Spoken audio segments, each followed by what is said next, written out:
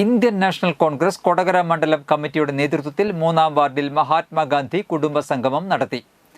അരുൺ കുമാറിന്റെ വസതിയിൽ നടത്തിയ കുടുംബസംഗമം MLA സനീഷ് കുമാർ ജോസഫ് ഉദ്ഘാടനം ചെയ്തു.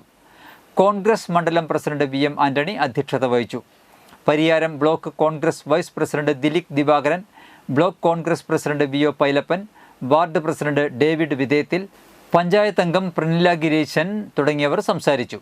ചടങ്ങിൽ മുതിർന്ന പൗരന്മാരെയും വിവിധ പരീക്ഷകളിൽ ഉന്നത വിജയം കരസ്ഥമാക്കിയ വിദ്യാർത്ഥികളെയും അനുമോദിക്കുകയും വിദ്യാർത്ഥികൾക്ക് പഠനോപകരണങ്ങൾ വിതരണം ചെയ്യുകയും ചെയ്തു. വാർഷികമാണ് മഹാത്മാഗാന്ധി കുടുംബ സംഗമമായിട്ട് ആചരിച്ചുകൊണ്ടിരിക്കുന്നത്.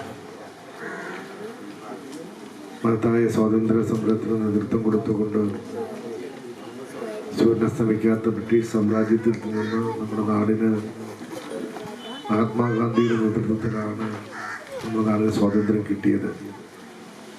പണ്ഡിറ്റ് ജവഹർലാൽ നെഹ്റു അടക്കമുള്ള നിരവധിയായിട്ടുള്ള ദേശാഭിമാനികൾ അവരുടെയൊക്കെ ചോരയും വിയർപ്പും രക്തസാക്ഷിത്വവും ഒക്കെയാണ്